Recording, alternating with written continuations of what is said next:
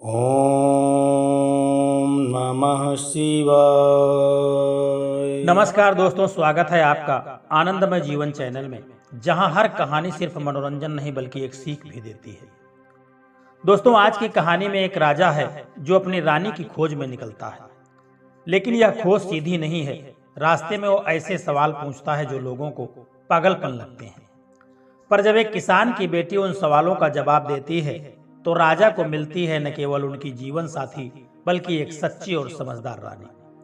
तो दोस्तों, चलिए जानते हैं इस अनोखी कहानी को, जहां बुद्धिमानी ही असली सौंदर्य बन जाती है। बहुत पुराने समय की बात है कि एक देश पर एक राजा राज्य किया करता था।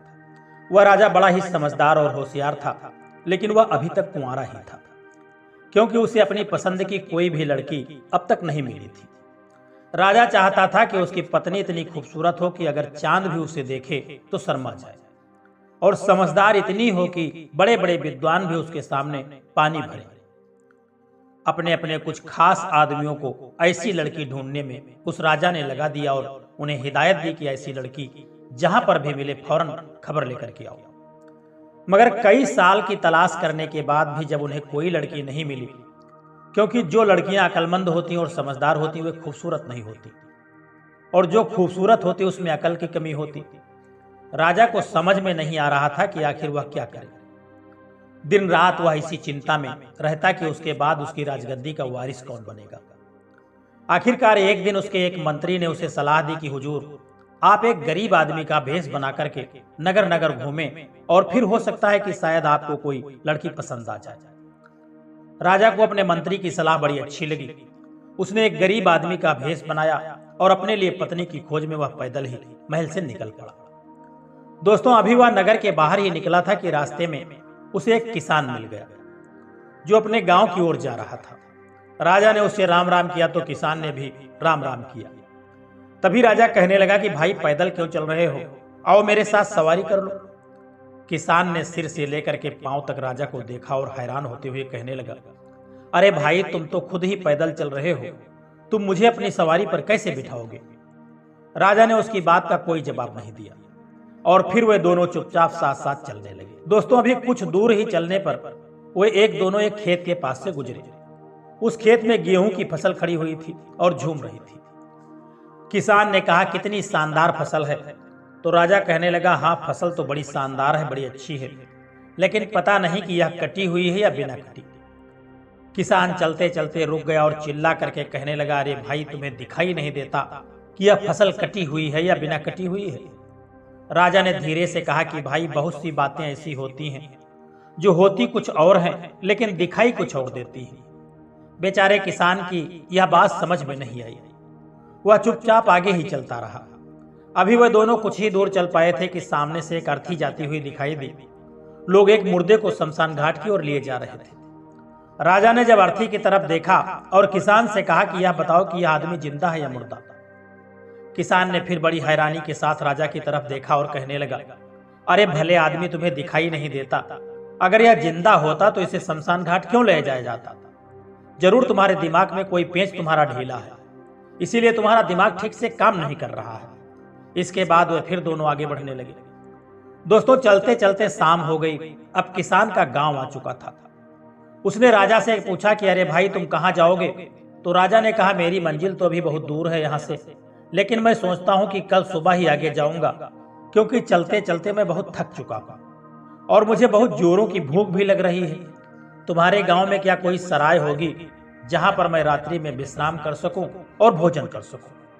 गांव के लोग बहुत ही मेहनती होते हैं। किसान ने सोचा कि यह बेचारा रात को कहाँ जाएगा, कहाँ धक्के खाता फिरेगा, पता नहीं इसके पास पैसे हैं भी या नहीं।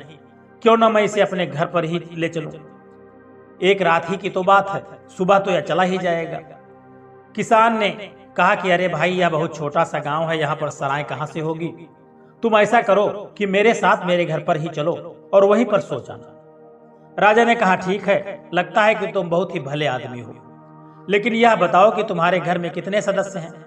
किसान कहने लगा, मेरे घर में सिर्फ 3 सदस्य हैं, एक मैं और मेरी पत्नी और मेरी बेटी। जब राजा ने सुना कि इसके घर में एक बेटी भी है तो राजा ने पूछा कि क्या तुम्हारी लड़की की शादी हो गई है? किसान ने जवाब दिया, अभी नहीं, लेकिन सोचता हूं कि इस बार फसल बेच करके उसके हाथ पीले कर दूंगा। इतने में वे दोनों किसान के घर पहुंच चुके थे। किसान ने अपने घर का दरवाजा खटखटाया। किसान की पत्नी बड़ी ही बेचैनी से उसका रास्ता देख रही थी। उसने किसान के साथ एक अजनबी आदमी को देखा तो कुछ हैरान सी हो गई। किसान का घर तो छोटा था लेकिन बहुत ही खूबसूरत और साफ सुथरा मालूम होता था। ऐसा लग रहा था कि किसान ने अपने जीवन की सारी पूंजी इसी मकान में लगा दी है। घर के एक किनारे पर छोटा सा दिया जल रहा था। तभी अचानक दूसरे कमरे का दरवाजा खुला और अंदर से एक लड़की बाहर आई। ऐसा मालूम होता था कि जैसे चांद की चांदनी खुद जमीन पर उतर आई हो। लड़की ने धीरे से राजा को नमस्कार किया और एक तरफ खड़ी हो गई। राजा उसकी खूबसूरती देख करके हैरान था और फिर संभल करके बोला, कितना खूबसूरत मकान है, मगर इसमें एक ईंट की कमी है। किसान ने जब यह सुना तो झल्ला गया। उसे लगा कि मैंने इतनी मेहनत से यह मकान बनाया है और यह आदमी कह रहा है कि इसमें एक ईंट की कमी है।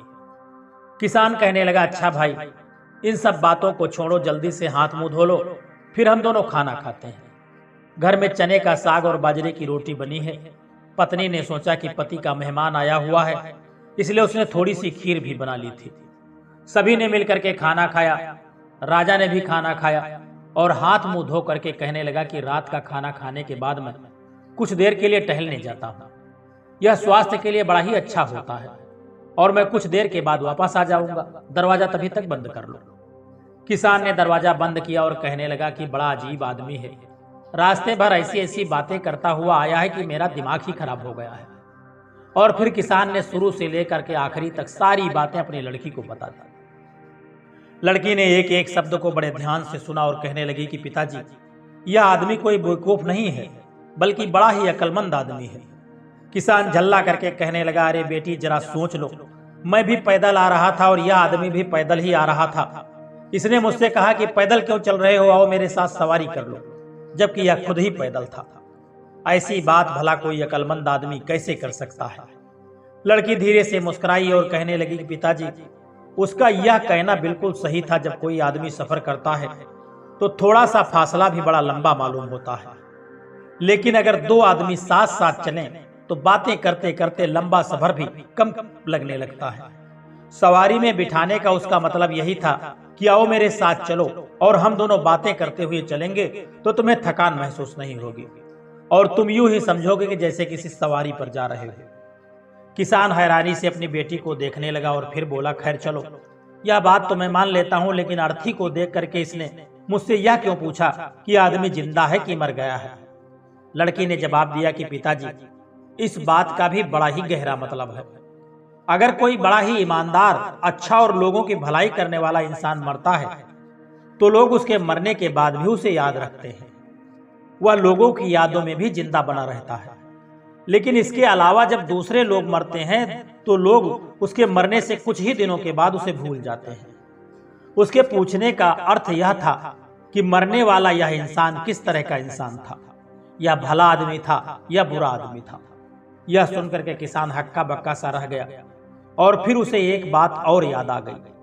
वह कहने लगा, लेकिन इसने खड़ी फसल को देख करके मुझसे यह क्यों कहा कि यह कटी हुई है या बिना कटी हुई। लड़की कहने लगी, बात यह है कि पिताजी की कुछ किसान फसल के कटने से पहले ही उसे बेच देते हैं। हो सकता है कि उस खेत के मालिक ने भी अपन फसल पहले से ही बेच दी हो। इस हालात में तो फिर उसके लिए यह खेत की फसल कट ही चुकी है और फिर उसने फसल का दाम भी वसूल कर लिया होगा। किसान ने बड़ी हैरानी भरी नजरों से अपनी बेटी की ओर देखा और फिर अपना सिर धुनते हुए कहने लगा, हो सकता है बेटी की तुम्हारी यह बात भी ठीक हो, लेकिन इसने मेरे मकान के बारे में यह क्यों कहा कि मकान तो बड़ा खूबसूरत है लेकिन इसमें एक ईंट की कमी है। लड़की कुछ झल्लाई और फिर शर्मा करके बोली, पिताजी, यह बात उसने मकान के लिए नहीं कही बल्कि मेरे लिए कही थी, क्योंकि मेरे आगे का एक दांत टूटा हुआ है। जब मैं बात करती हूँ तो यह खिड़की साफ दिखाई देती है। मकान मैं हूँ और ईंट मेरा दांत है। उधर राजा असल में सैर करने के लिए नहीं गया था, बल्कि वह दरवाजे पर खड़ा होकर के उनकी बातें सुन रहा था। लड़की ने जब अपनी बात खत्म की तो राजा ने दरवाजा खटखटाया। किसान ने जब दरवाजा खोला और कहने लगा, अरे भाई, तुम तो कोई बहुत ही पहुंचे हुए विद्वान मालूम होते हो। राजा ने कहा कि मैं इस राज्य का राजा हूं और ईश्वर का धन्यवाद देता हूं कि मुझे जिस तरह की पत्नी चाहिए थी वह आज मुझे तुम्हारे घर में मिल गई है। इतना कह करके राजा ने अपनी कमर में बंधी हुई एक थैली खोली, उसमें से 100 सोने की असरफियां निकाली और किसान को देते हुए कहा कि इन असरफियों से अपनी लड़की के लिए कपड़े और गहने बनवाओ। ठीक 1 हफ्ते के बाद मैं बारात लेकर के आऊंगा। फिलहाल मैं महल वापस जा रहा हूं। किसान और उसकी पत्नी हैरानी से एक दूसरे का मुंह देख रहे थे। उनकी समझ में नहीं आ रहा था कि यह कोई सपना है या हकीकत है। राजा अपने महल लौट आया और उसने अपने मंत्री को शादी की तैयारियां करने का आदेश दे दिया। ठीक 1 हफ्ते के बाद राजा का शाही बारात उस गांव में आई, मानो जंगल में मंगल हो गया हो। 3-4 दिनों तक उस गांव में ऐसी चहल पहल रही कि लगता था कोई उत्सव मनाया जा रहा हो। दूर दूर तक के गांव को दावत दी गई। लोगों में इतना धन बांटा गया कि 15-20 कोस दूर तक कोई आदमी गरीब नहीं रहा।